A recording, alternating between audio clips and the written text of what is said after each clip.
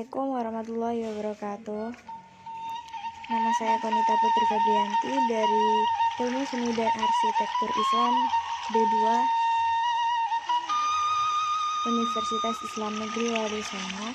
Di sini saya akan sedikit menyampaikan hasil dari penelitian mengenai kearifan dan budaya lokal yang ada di daerah saya. Tumpeng merupakan salah satu tradisi yang ada di Indonesia yang hingga saat ini masih terlaksanakan sebagai bentuk dan rasa syukur atas rezeki yang didapatkan. Nasi tumpeng dan beragam lauk pauk yang mengelilinginya juga memiliki makna filosofis tersendiri. Mari kita dengarkan tentang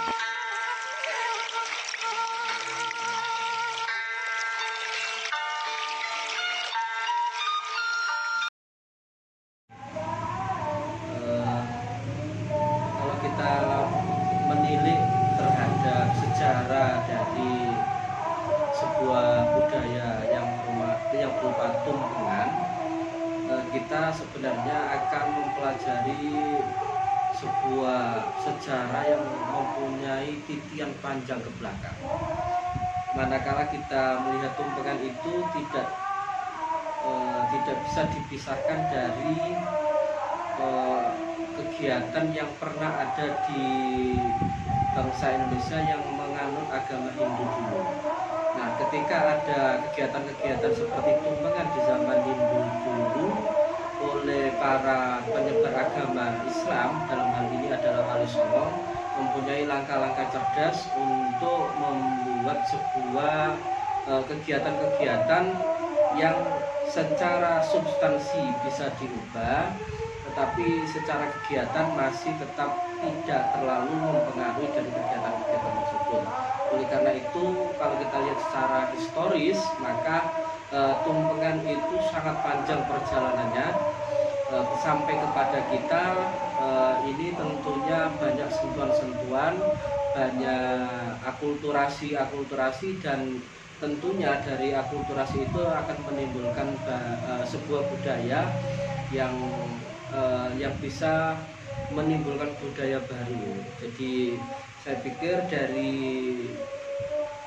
sisi historisnya akan kita lihat bahwa tumpengan ini sudah kita warisi dari sejak zaman orang-orang yang menganut agama-agama sebelum Islam. Itu kalau menurut saya dari sisi historisnya. Sedangkan dari sisi ekonomi sosial budayanya, tentunya kalau kita lihat pada zaman-zaman dahulu sangat sederhana sekali bentuk tumpeng dan macam-macam. Akan tetapi kalau dalam masa-masa sekarang secara ekonomi, melihat efisiensi waktu dan efektivitas kegiatan, banyak orang yang ketika membuat tumpeng itu malah dipesankan kepada orang-orang yang memang ahli di bidang itu. Dari situ maka akan bisa menggerakkan ekonomi dari mungkin UMKM yang ada di masyarakat. Sehingga dari situ kalau kita lihat secara ekonomi, maka dengan adanya budaya tumpengan itu tidak-tidaknya bisa menggerakkan ekonomi kerakyatan. Secara sosial dan budaya ini perlu kita pupuk, kita pertahankan, sebab seringkali ketika tradisi tumpengan itu orang-orang tidak hanya dibawa ke satu tempat, misalnya ke masjid, musola, akan tetapi kadang seringkali dari budaya tumpengan itu para sohibul hajah, para orang yang mempunyai kegiatan, mempunyai hajat, itu biasanya memberikan sedekah berupa tumpengan itu ke tetangga-tetangga sebelah. Hal ini bisa menjalin silaturahim dan tentunya harus dipertahankan. Sedangkan kalau kita lihat secara estetika, tentunya ketika kita melihat bentuk dari tumpeng itu yang seperti bentuk kerucut terbalik, tentunya ini tidak serta-merta asal saja membuat para pendahulu kita. Kalau dalam pemahaman saya, dari bentuk yang seperti itu menunjukkan adanya tiga hubungan. Yang pertama, rujuk tadi itu hubungan antara manusia dengan Tuhannya, antara makhluk dengan kholiknya, dan yang kedua adalah hubungan antar makhluk, antar manusia dengan alam sekitarnya. Yang saya pahami seperti itu. Jadi secara estetika ini sangat simbolik sekali, tidak hanya sekedar asal-asalan, akan tetapi hal itu tentunya sudah dipikirkan dan ada nilai-nilai filosofisnya. Selanjutnya keunikannya, saya yakin dari masing-masing daerah ada satu pakem yang tidak bisa diubah dari bentuk tumpeng itu yang seperti kerucut, terus ada penyertanya, makanan-makanan penyertanya. Akan tapi masing-masing daerah tentunya punya kekhasan masing-masing. Ada yang dilihat dari kemasannya, ada yang dari materi yang akan disajikan, tentunya masing-masing mempunyai keunikan-keunikan. Kalau di tempat kita pastinya ya disesuaikan dengan kultur budaya sini, dan tentunya disesuaikan dengan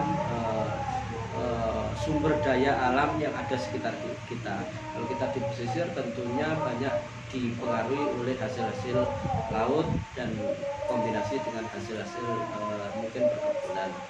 Selanjutnya dalam pengelolaan acara tumpengan-tumpengan ini, alhamdulillah kalau kita lihat dari masyarakat sekitar yang mungkin bisa dipahami, acara tumpengan itu sesuatu hal yang mubazir.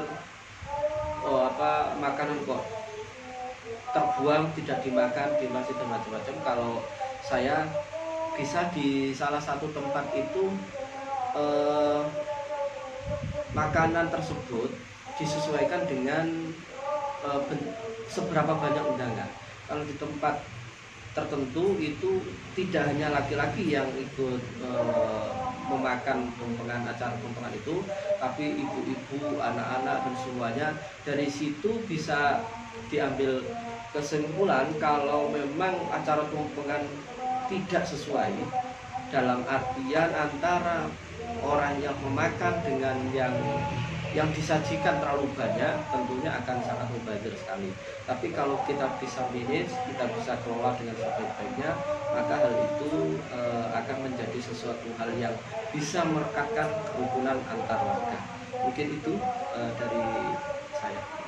Banyak sekali macam bentuk perayaan tradisi tumpeng. Seperti di Jawa misalnya, di daerah Banyuwangi terkenal dengan tradisi grebek tumpeng, yaitu dengan menggunakan tumpeng yang berukuran besar, kemudian diarah ke suatu tempat atau mengelilingi suatu tempat, dan kemudian nanti tumpeng tersebut dibiarkan yang akan diperebutkan oleh warga-warga sekitar.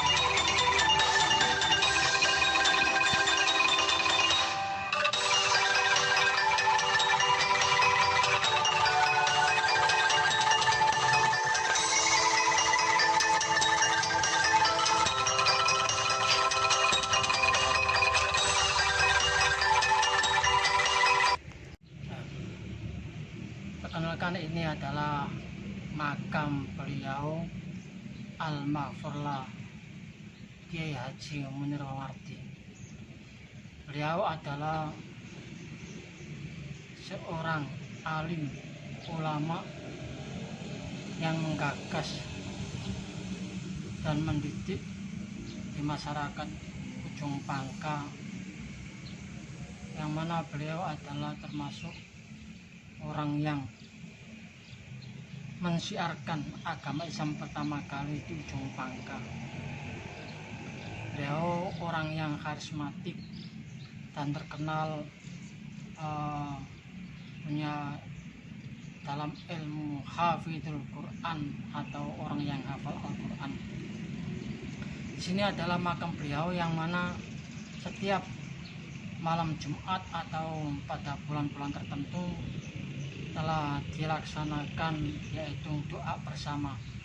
Terlebih di malam Jumat pagi, itu semua masyarakat Pangkawetan Pangkak Kulon antusias menuju ke sini dalam rangka mengirimkan doa. Dengan adanya makam beliau di sini, di sekeliling makam ini banyak warung-warung kopi atau toko yang lain, sehingga bisa mengangkat ekonomi pada masyarakat sekitar ini. Beliau terkenal keahliannya yang mana ketika ada kejadian hujan deras, beliau mampu memindahkan hujan tersebut tidak menunggu lama, kurang lebih hanya 1 menit hujan itu berhenti. Bukan 1 kali 2 kali, akan tapi berkali-kali. Beliau terkenal bisa melakukan ketika ru'yatul hilal, menentukan 1 Syawal, beliau bisa membelah yaitu awan sehingga kelihatan bulan pada waktu 1 Syawal. Dan terkenal beliau adalah termasuk orang yang hafidul Quran, hafal Quran dan terjemahannya. Dan keahlian beliau juga termasuk pernah kejadian khutbah di hari raya Idul Fitri, itu mengalami khutbah di Ujung Pangka dan di kota yang lain yaitu di Sidayung, sehingga terjadi antara masyarakat Ujung Pangka dan Sidayung itu adu komentar mengatakan bahwa beliaunya pernah di Sidayung pada itu, dan di Ujung Pangka juga terjadi. Itu adalah karismatik beliau. Beliau merupakan salah satu tonggak dan pelopor utama yang mana pada waktu itu masyarakat Ujung Pangka belum bisa mengenal huruf hijaiyah atau membaca Al-Quran. Maka dengan adanya kedatangan beliau di masyarakat Ujung Pangka ini, masyarakat Ujung Pangka sampai sekarang banyak orang yang hafal Al-Quran karena itba atau mengikuti jejak beliau, sehingga masyarakat Ujung Pangka sekarang ini kurang lebih hampir 100 orang bisa hafal Al-Quran karena itba atau ikut pada sejarah beliau. Beliau adalah termasuk orang yang bijaksana dalam yayasan pendidikan Pondok Pesantren Al-Muniro dan pendiri pertama kali pendidikan Pondok Pesantren Al-Muniro, sehingga Pondok Pesantren Al-Muniro sekarang ini bisa meliputi beberapa unit, baik mulai dari PAUD, TK sampai ke tingkat SMA, SMK, dan Alia. Jumlah keseluruhan antara pondok pesantren dan formalnya, pondok pesantrennya kurang lebih sekitar 200 santri putra dan putri. Sedangkan siswa-siswinya yang ada di formalitas itu kurang lebih sekitar 3.500 siswa-siswi, baik di Al-Muniro 1 sampai tingkat Al-Muniro 6 di jenjang pendidikan, yaitu mulai dari PAUD sampai ke Alia, SMK, dan SMA. Sedangkan mengenai fakultas sarjana di sini masih belum ada atas keterbatasannya, sehingga beliau masih belum bisa menentukan adanya universitas di Al-Muniro. Itu Itu yang bisa kami sampaikan. Tiga. Makam ini diziarahi oleh semua masyarakat Ujung Pangkal, baik orang tersebut melakukan doa bersama di malam Jumat atau malam Jumat Wage yang biasanya diziarahi oleh seluruh masyarakat Ujung Pangkal, baik Pangkal dan Pangkal Kulon, sekaligus bagi orang-orang yang mau ziarah ke Wali 9 atau Wali 5 itu rata-rata berhenti di sini dulu. Karena apa? Pernah ada kejadian serombongan yang menuju ke ziarah Wali 5, ternyata di tengah perjalanan ada beberapa orang yang di dalam bus itu kesurupan, sehingga beliau ingin kembali ke desa ini lagi. Perlunya adalah ziarah ke sini. Setelah ziarah ke sini dulu, baru meneruskan perjalanan sesuai dengan tujuan, sehingga diberi kelancaran sampai pada tujuan. Maka oleh masyarakat sini, ketika mau melaksanakan rombongan, baik itu religi atau non religi, rata-rata semua masyarakat ini mendahulukan ziarah ke makam Al-Maghfurlah Kiai Haji Muhyiddin Mawardi, karena dianggap memberikan restu dan doa pada perjalanan rombongan tersebut. Sehingga pada saat ini sudah tradisi orang-orang yang mau melaksanakan wisata religi atau non religi itu semuanya rata-rata dipastikan masuk ke makam sini dulu, kirim doa bersama dulu di sini untuk melancarkan pada perjalanan. Nah, akulturasinya di desa ini dulu itu masyarakat di Ujung Pangkal budayanya sangat kental. Banyak orang yang nggak mengerti tentang agama Islam, yaitu budaya-budaya yang non Islam itu dilakukan, seperti contoh adu ayam jago, judi, menggunakan kartu, itu sudah tradisi di sini.